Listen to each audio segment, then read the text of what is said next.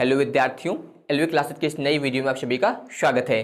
तो इलेक्ट्रोस्टैटिक के इस लेक्चर में अब आप लोग पढ़ेंगे यहाँ पर वैद्युत फ्लक्स यानी कि इलेक्ट्रिक फ्लक्स के बारे में। तो आप लोग याद रखिएगा कि जो वैद्युत फ्लक्स होता है ये वैद्युत क्षेत्र का ही एक गुण होता है और वैद्युत क्षेत्र को हम लोग जो है वैद्युत बल रेखाओं से प्रदर्शित करते हैं।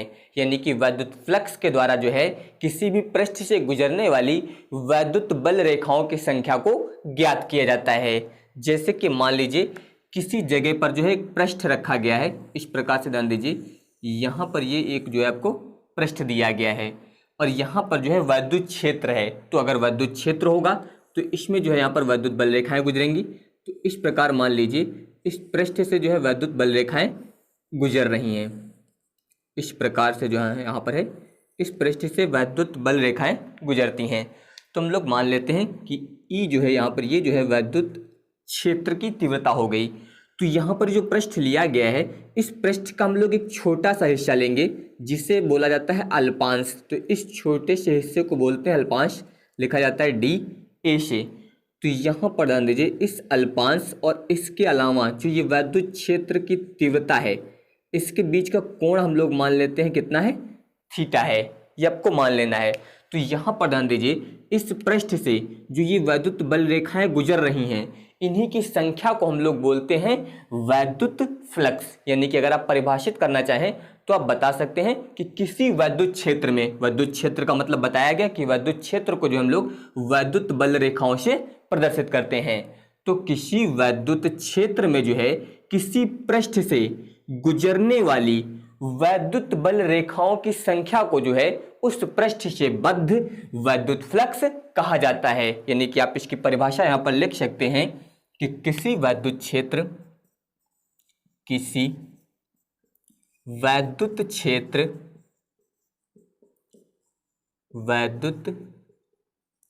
में किसी पृष्ठ से गुजरने वाली वैद्युत बल रेखाओं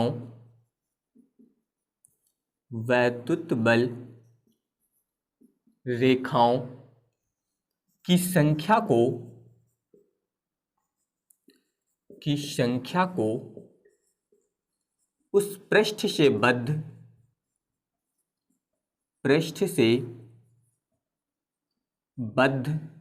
वैद्युत फ्लक्स कहते हैं। वैद्युत फ्लक्स कहते हैं। और आप लोग याद रखिएगा इसे जो फाई ई से प्रदर्शित करते हैं। तो आप बता सकते हैं कि इसे फाई ई से प्रदर्शित करते हैं।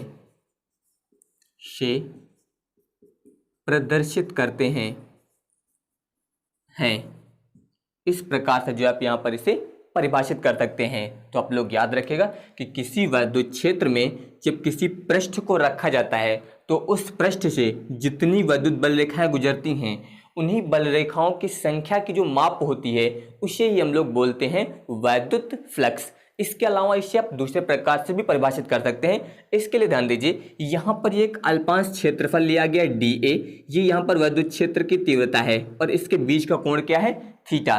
तो अगर हम लोग इस पृष्ठ से बद्ध यहाँ पर वैद्युत फ्लक्स लिखेंगे तो अब ध्यान दीजिए आप यहाँ पर लिख सकते हैं संपूर्ण पृष्ठ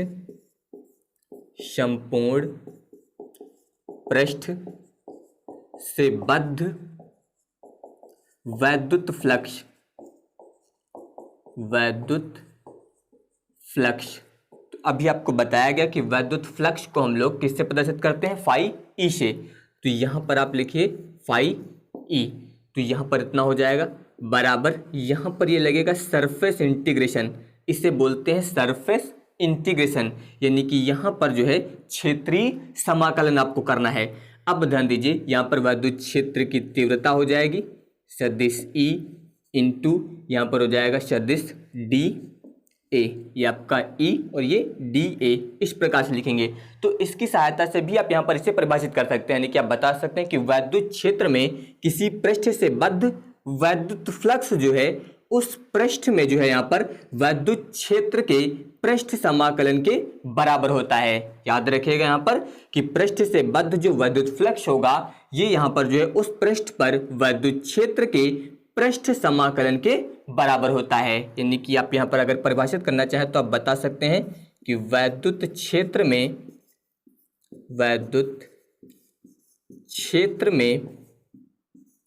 किसी पृष्ठ से बद्ध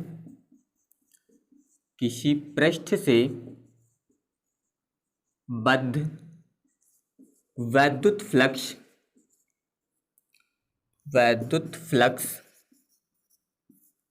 उस पृष्ठ पर वैद्युत क्षेत्र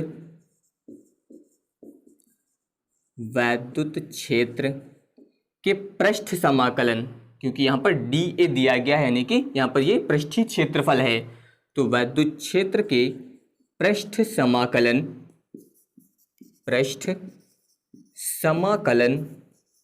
के बराबर होता है।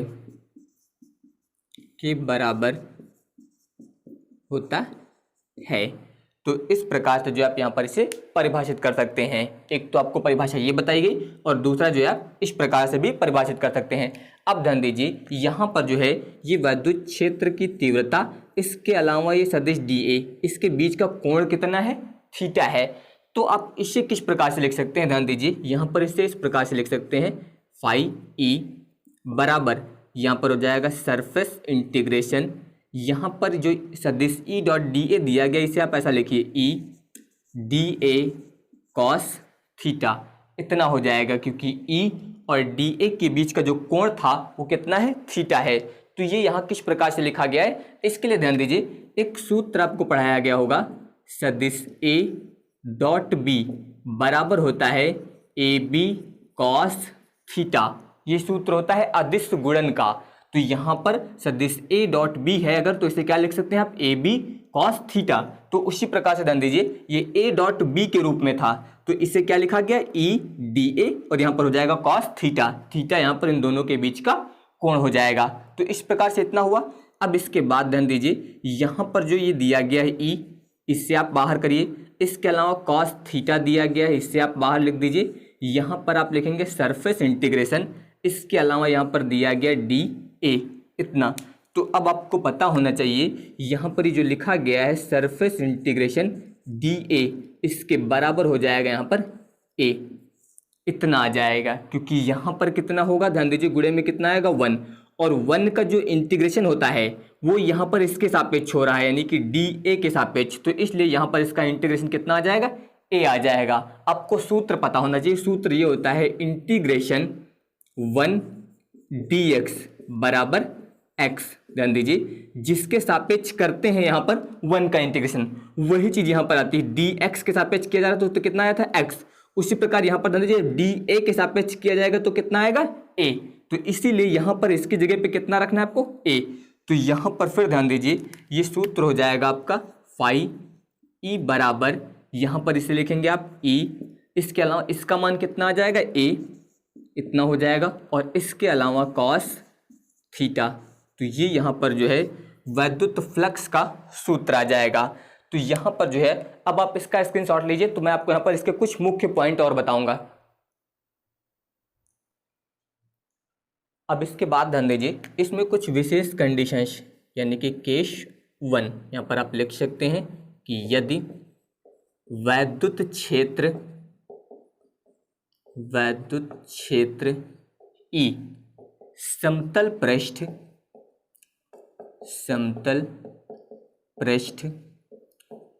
के लंबवत है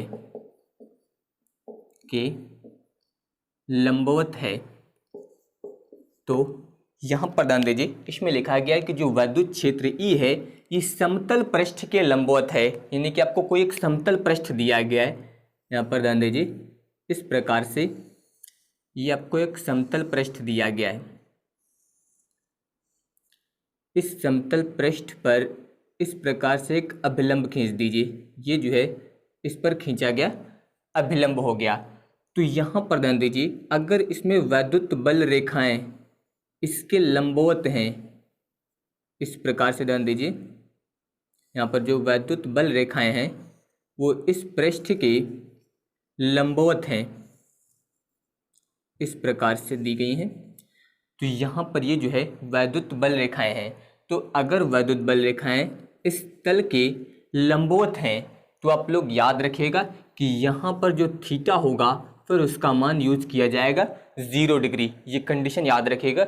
ये यहाँ पर जो है अभिलंब है, इसके अलावा ये वैद्युत बल रेखाएं हैं। तो अगर यहाँ पर ये ई जो दिया गया था यानी कि जो वैद्युत क्षेत्र है अगर यहाँ पर इस समतल पृष्ठ के लंबवत हैं, ध्यान दीजिए ये पृष्ठ है और इस पर ये इस प्रकार से लंबवत हैं, तो वहाँ पर जो थीटा यूज होगा वो हमेशा 0 डिग्री यूज होगा, क्योंकि ध्यान दीजिए इस पृष्ठ पर खींचा गया विलंब और ये रेखाएं एक ही दिशा में है, इसलिए थीटा हमेशा कितना यूज किया जाएगा 0। अब ध्यान दीजिए आपको सूत्र जो बताया गया था, सूत्र ये बताया गया था फाई ई बराबर ई, इसके अलावा ए कॉस थीटा। तो थीटा का मतलब कितना लिखेंगे आप 0 डिग्री, और कॉस 0 का मान होता है 1, इसका मतलब ये आ जाएगा ई इंटू ए, इतना हो जाएगा। इसके अलावा आप ध्यान दीजिए दूसरी कंडीशन केस 2, यदि वैद्युत क्षेत्र ई समतल पृष्ठ के समांतर है, तो ध्यान दीजिए यहाँ पर तो ये लंबवत था, अगर मान लीजिए समांतर होगा तो समांतर होने पर वहाँ पर जो थीटा यूज किया जाएगा वो हमेशा 90 डिग्री यूज होगा। ये कंडीशन याद रखिएगा। यहाँ पर विपरीत हो रहा है, अगर लंबवत है तो आपको थीटा 0 रखना है, अगर यहाँ पर ये समांतर है तो थीटा कितना यूज होगा 90 डिग्री। इसका मतलब यहाँ पर जो वैद्युत फ्लक्स आएगा ध्यान दीजिए ये हो जाएगा ई इंटू ए कॉस 90 डिग्री। कॉस 90 का मान 0 होता है, तो जब 0 से इसमें गुणा करेंगे तो ये पूरा कितना हो जाएगा 0 हो जाएगा। यानी कि अगर वैद्युत क्षेत्र जो है समतल पृष्ठ के समांतर है तो वहां पर वैद्युत फ्लक्स जो होता है वो क्या होता है 0 होता है। इसके अलावा अगर यहाँ पर वैद्युत क्षेत्र जो है यहाँ पर इस तल के विपरीत है, यानी कि जो रेखाएं इस प्रकार दिख रही थी अगर वो नीचे की ओर आ रही होती तो ध्यान दीजिए यहाँ पर आप लिख सकते हैं केस नंबर 3, यदि वैद्युत क्षेत्र सदिश ई, इस प्रकार से लिख सकते हैं समतल पृष्ठ के लंबवत तथा सदिश डी ए के विपरीत दिशा में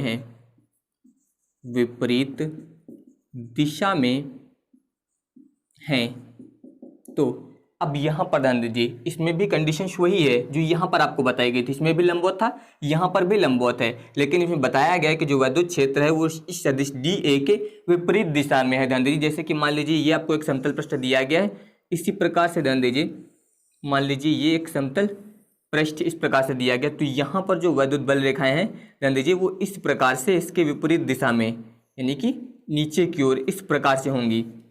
तो ये आप यहाँ पर देख सकते हैं इस प्रकार से। तो जब वैद्युत बल रेखाएं जो है विपरीत दिशा में होंगी, इसके अलावा जो है यहाँ पर इस पृष्ठ के लंबवत होंगी, तो वहां पर जो थीटा यूज किया जाएगा वो 180 डिग्री यूज किया जाएगा। याद रखेगा कि अगर यहाँ पर वैद्युत क्षेत्र जो है समतल पृष्ठ के लंबवत है लेकिन सदिश D1 के विपरीत दिशा में है, जैसे कि यहाँ पर आपको फिगर में दिखाई दे रहा है, यहाँ पर जो है ये विपरीत दिशा में है, तो वहां पर जो थीटा यूज होगा वो 180 डिग्री यूज किया जाएगा। यानी कि अब अगर ज्ञात करेंगे आप यहाँ पर वैद्युत फ्लक्स, तो यहाँ पर हो जाएगा ई ए कॉस, यहाँ पर अब की बार रखा जाएगा 180 डिग्री, और कॉस 180 का मान -1 होता है, तो जब यहाँ पर आप मान रखेंगे तो ये हो जाएगा माइनस का ई इंटू ए।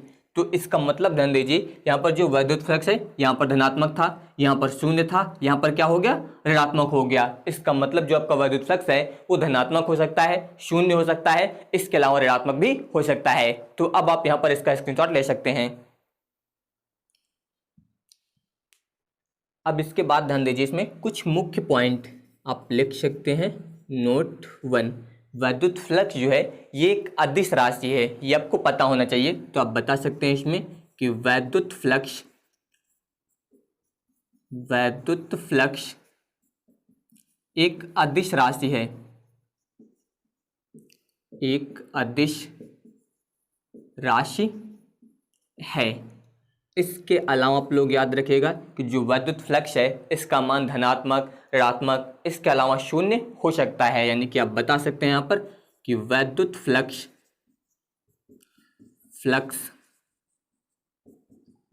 का मान धनात्मक, ऋणात्मक व शून्य हो सकता है, शून्य हो सकता है। आप लोग कंडीशंस याद रखिएगा, इसमें कुछ और भी हैं। जैसे कि मान लीजिए आपको ये कोई पृष्ठ दिया गया है, तो जब वैद्युत बल रेखाएं इस पृष्ठ से दूर जाती हुई यानी कि इस पृष्ठ से बाहर जाएंगी, तो वहाँ पर जो वैद्युत फ्लक्स का मान होगा वो हमेशा धनात्मक होगा। ये आप लोग याद रखिएगा कि जब वैद्युत बल रेखाएं जो है पृष्ठ से बाहर यानी कि उस पृष्ठ से दूर जाएंगी, तो यहाँ पर जो वैद्युत फ्लक्स होगा वो कैसा होगा, धनात्मक होगा। इसके अलावा अगर वैद्युत बल रेखाएं किसी पृष्ठ की ओर यानी कि उस पृष्ठ में अंदर की ओर आ रही हैं इस प्रकार से, तो जब वैद्युत बल रेखाएं पृष्ठ में अंदर की ओर आएंगी तो वहां पर जो वैद्युत फ्लक्स होगा वो कैसा होगा, ऋणात्मक होगा। ये भी कंडीशन याद रखिएगा कि जब वैद्युत बल रेखाएं पृष्ठ से दूर यानी कि ऊपर की ओर जाएंगी तो वहां पर जो है धनात्मक, और जब पृष्ठ की ओर यानी कि उसमें अंदर की ओर आएंगी तो वहां पर जो वैद्युत फ्लक्स होगा वो ऋणात्मक होगा। इसके अलावा शून्य कब होगा, जब यहाँ पर वैद्युत क्षेत्र और इसके अलावा जो आपका पृष्ठ क्षेत्रफल होगा, यहाँ पर इसके बीच का कोण जब 90 डिग्री हो जाएगा, तब यहाँ पर जो है वैद्युत फ्लक्स का मान शून्य हो जाएगा। तो ये आप लोग याद रखेंगे यहाँ पर कुछ कंडीशंस के अनुसार, यानी कि जब वैद्युत फ्लक्स का मान 90 डिग्री से कम होगा, यानी कि आप यहाँ पर लिख सकते हैं कि यदि theta is less than 90 degree, यानी कि अगर यहाँ पर कोण इस 90 डिग्री से कम है, तो यहाँ पर याद रखिएगा कि जो आपका वैद्युत फ्लक्स होगा वो हमेशा पॉजिटिव होगा यानी कि धनात्मक होगा। लेकिन अगर थीटा का मान 90 डिग्री से अधिक है तो वहाँ पर जो वैद्युत फ्लक्स होगा उसका मान हमेशा निगेटिव यानी कि ऋणात्मक होगा। इसके अलावा जब 90 डिग्री होगा तो फिर इसका मान क्या हो जाएगा, शून्य हो जाएगा। 90 से कम का मतलब यहाँ पर है 0 डिग्री। इसके अलावा याद रखिएगा 30 डिग्री, या फिर आप बता सकते हैं यहाँ पर 45, 60, इस प्रकार ध्यान दीजिए ये मान सभी 90 से छोटे होते हैं। इसके अलावा जैसे आप ले लीजिए 120, 135, इसके अलावा 150, तो ये सभी मान जो है 90 से छोटे हैं, ये सभी मान 90 से बड़े हैं। तो जब थीटा का मान जो है 90 से कम यानी कि इनमें से कोई होगा तो यहाँ पर जो वैद्युत फ्लक्स होगा वो धनात्मक होगा। इसके अलावा जब थीटा का मान 90 डिग्री से अधिक होगा यानी कि इनमें से कोई होगा तो यहाँ पर हमेशा वैद्युत फ्लक्स का मान ऋणात्मक होगा। इसके अलावा जब वैद्युत फ्लक्स का मान यहाँ पर यानी कि जो थीटा होगा अगर वो 90 डिग्री हो जाएगा तो वहाँ पर जो वैद्युत फ्लक्स होगा उसका मान हमेशा शून्य हो जाएगा। तो ये कंडीशन यहाँ पर याद रखिएगा। तो आप यहाँ पर इसका स्क्रीनशॉट ले सकते हैं। अब इसके बाद हम लोग यहाँ पर जो है वैद्युत फ्लक्स का मात्रक और विमीय सूत्र ज्ञात करेंगे। मात्रक व विमीय सूत्र, तो इसके लिए ध्यान दीजिए आपको एक सूत्र बताया गया था, फाई ई बराबर ई इंटू ए कॉस थीटा, ये बताया गया था। तो इसी सूत्र का हम लोग प्रयोग करेंगे इसका मात्रक ज्ञात करने के लिए। तो आप लिख सकते हैं फाई ई का मात्रक बराबर, यहाँ पर ई दिया गया है, ये आपकी वैद्युत क्षेत्र की तीव्रता होती है, तो यहाँ पर आप लिखेंगे ई का मात्रक गुणे ए, इसका मात्रक हो जाएगा यहाँ पर इस प्रकार से। इसके अलावा कॉस थीटा का मात्रक यहाँ पर आपको प्रयोग नहीं करना है। तो अब ध्यान दीजिए ई यानी कि वैद्युत क्षेत्र की तीव्रता, इसका मात्रक होता है न्यूटन प्रति कूलाम, तो यहाँ पर आप लिखेंगे न्यूटन प्रति कूलाम, इतना होता है। इसके अलावा गुणे क्षेत्रफल दिया गया है तो ये यहाँ पर हो जाएगा मीटर स्क्वायर। क्षेत्रफल का मात्रक। इसका मतलब यहाँ पर ध्यान दीजिए, इससे आप ऐसा लिख सकते हैं newton metre square, newton metre square प्रति कूलाम। तो ये यहाँ पर इसका मात्रक हो जाएगा। इसके अलावा आप यहाँ पर इसका दूसरा मात्रक भी प्रयोग कर सकते हैं, या फिर ध्यान दीजिए यहाँ पर जो है आप जो ई का आपने मात्रक प्रयोग किया था न्यूटन प्रति कूलाम, इसके अलावा जो है इसका एक दूसरा मात्रक भी होता है। इसका मात्रक होता है वोल्ट प्रति मीटर। तो वोल्ट प्रति मीटर आप प्रयोग कर दीजिए। और इसके अलावा ध्यान दीजिए क्षेत्रफल का मात्रक मीटर स्क्वायर। तो अब इसमें ध्यान दीजिए यहाँ पर जो है इससे ये कैंसिल हो जाएगा। तो इसका मतलब यहाँ पर ध्यान दीजिए ये आएगा फिर वोल्ट मीटर। तो ये यहाँ पर इसका दूसरा मात्रक हो जाएगा। तो एक मात्रक आपका ये हो गया और दूसरा मात्रक ये हो गया। तो इस प्रकार से आप यहाँ पर जो है वैद्युत फ्लक्स के मात्रक ज्ञात कर सकते हैं। इसके अलावा ध्यान दीजिए इसका विमीय सूत्र आप किस प्रकार से ज्ञात करेंगे, विमीय सूत्र। तो इसके लिए ध्यान दीजिए यहाँ पर यूज हुआ था न्यूटन। न्यूटन होता है बल का मात्रक। तो बल का विमीय सूत्र लिखेंगे mL(T⁻²) इतना हो जाएगा बटे कूलाम। ये मात्रक होता है आवेश का, और आवेश का विमीय सूत्र होता है AT, इतना हुआ। इसके बाद ध्यान दीजिए पर मीटर स्क्वायर यानी कि L स्क्वायर, इतना हो गया। तो अब ध्यान दीजिए इसे किस प्रकार से लिखेंगे, यहाँ पर ध्यान दीजिए सबसे पहले m, यहाँ पर लिख दीजिए m। इसके बाद ध्यान दीजिए L और ये वाला L स्क्वायर मिलके हो जाएगा L³ T⁻² दिया गया। यहाँ पर कितना होगा 1। तो जब ये ऊपर जाएगा तो ये भी माइनस में हो जाएगा। तो 2 और 1 मिलके हो जाएगा -3, यानी कि T की पावर भी कितना हो जाएगा -3। A यहाँ पर दिया गया, इसकी पावर कितनी है 1। तो जब ये ऊपर जाएगा तो ये हो जाएगा A की पावर -1। ये यहाँ पर इसका विमीय सूत्र हो जाएगा। तो अब आप यहाँ पर इसका स्क्रीनशॉट ले सकते हैं। तो अब बाकी के टॉपिक मैं आप लोगों को नेक्स्ट वीडियो में बताऊंगा। अगर आप सभी को ये वीडियो पसंद आया हो तो इस वीडियो को लाइक और शेयर जरूर करिएगा। इसके अलावा हमारे चैनल को सब्सक्राइब जरूर करिएगा। धन्यवाद।